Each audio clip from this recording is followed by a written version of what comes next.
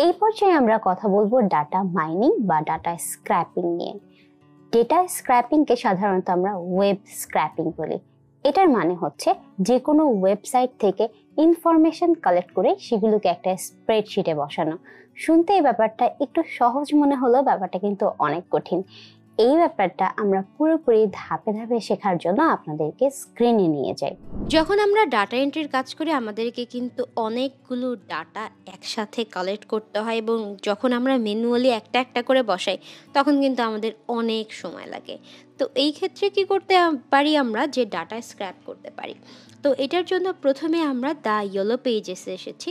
Yellow pages মানে হচ্ছে এটা এক ধরনের ফোন বুক বা ডিরেক্টরি, যেখানে বিভিন্ন ধরনের কোম্পানিজ, তারপরে বিভিন্ন ধরনের প্রফেশনাল ফার্মের ইনফরমেশনগুলো থাকে।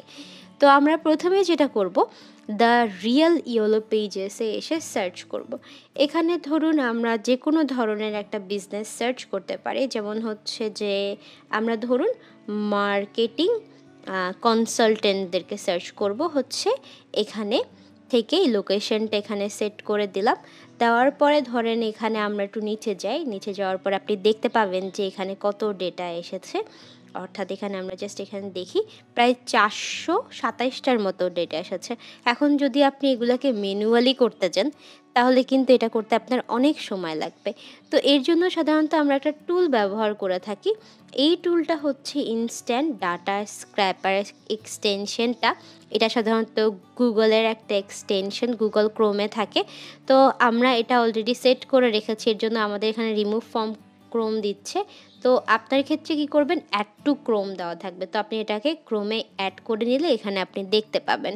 তো দেখার পরে আমরা কি করব, প্রথমে এখানে একটা ক্লিক করব, এখানে পেজে এসে এখানে দেখেন অলরেডি কিন্তু একটা পেজ স্ক্র্যাপ হয়ে গেছে, মানে হচ্ছে প্রথম পেজটা যেটা ছিল এই ডেটাগুলো স্ক্র্যাপ হয়ে গেছে। তো এখন আমরা যেটা করতে পারি, এখান থেকে দেখেন আমাদের যে ইনফরমেশনগুলো লাগবে না এগুলো আমরা এখান থেকে সরিয়ে দিই। যেমন নাম্বারটা থাকুক আমাদের এখানে আপাতত, আর হচ্ছে বিজনেস নামটা থাকুক, ক্যাটাগরিটা আমাদের লাগবে না। তারপরে এটা আমরা ডিলিট করে দিই, এই ক্যাটাগরিটাও আমাদের লাগবে না। তারপরে এটাও আমাদের আপাতত লাগছে না। তারপরে ওয়েবসাইট এটাও লাগবে না। এই যে এই জিনিসটা লাগবে, আসলে প্রত্যেকটার পার্সোনাল ওয়েবসাইট লাগবে আমাদের। তারপরে এটাও লাগবে না, ফোন নাম্বারটা লাগবে। তারপরে লোকেশনটা লাগবে আমাদের। অ্যান্ড যেহেতু আমরা এখান থেকে কালেক্ট করছি তো আপাতত আচ্ছা আমরা এটা রেখে দিই। তারপরে যেটা যেটা লাগবে না সেটা আসলে এই বিজনেসের অ্যাবাউট থেকে শুরু করে আমাদের অনেক ইনফরমেশন লাগছে না। তো আমাদের যে ইনফরমেশনগুলো লাগছে ওগুলো আমরা এখানে জাস্ট আগে থেকেই সেট করে নিলাম, এটা পরেও সেট করতে পারেন আপনারা। তো আমি স্টার্ট ক্রলিং দিলাম। ক্রল হওয়ার পরে দেখেন এখানে কিন্তু একটা একটা করে ক্রল হতে থাকবে, যেমন 1 পেজ, 2 পেজ, 3 পেজ। তো অনেক সময় দেখা যায় যে আপনাকে এখানে বলবে যে এখানে তো অলরেডি আমি নেক্সট পেজটা কোনটা দেখিয়ে দিয়েছি এর জন্য। তো অনেক সময় যখন এই টুলটা আসলে আপনার কাছ থেকে এখানে যখন আমি দেখাই বলবে যে সিলেক্ট দ্য নেক্সট পেজ। তো আপনি এখানে দেখেন অটোমেটিক হচ্ছে। তো এই ক্ষেত্রে কী হবে, আপনাকে ওই যে নেক্সট যে পেজটার বাটনটা ওটা একটু সিলেক্ট করে দিতে হবে। এখানে দেখেন অটোমেটিক কিন্তু হয়ে যাচ্ছে।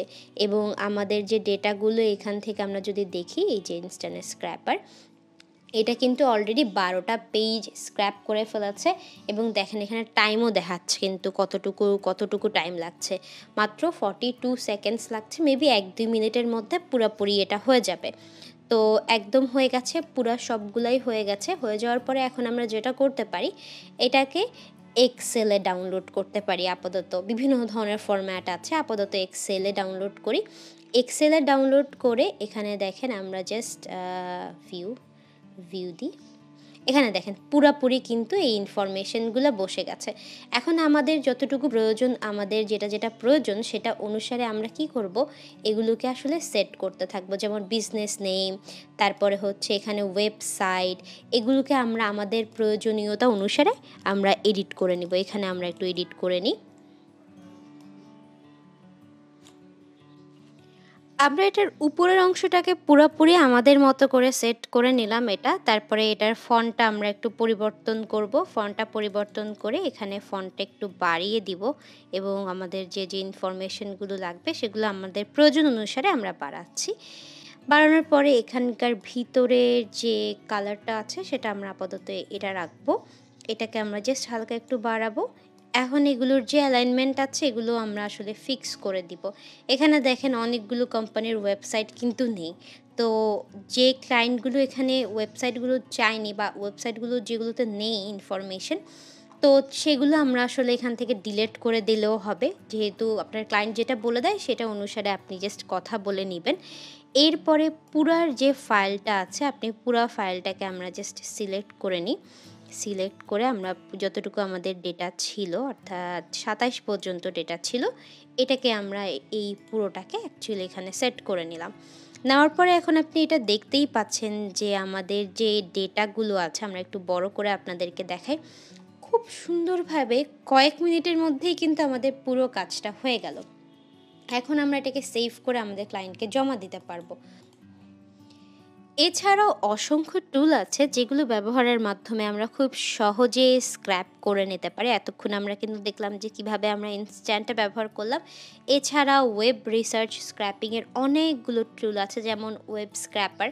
এগুলো ব্যবহার করে আপনি খুব সহজে দেখবেন যে অনেকগুলো ডেটা একসাথে কালেক্ট করে নিতে পারবেন।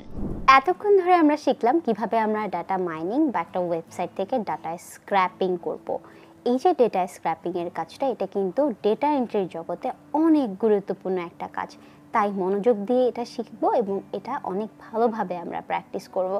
আপনাদের সাথে দেখা হবে আমার পরবর্তী লেকচারে। টিল দেন সবাই ভালো থাকুন, সুস্থ থাকুন। আল্লাহ হাফেজ।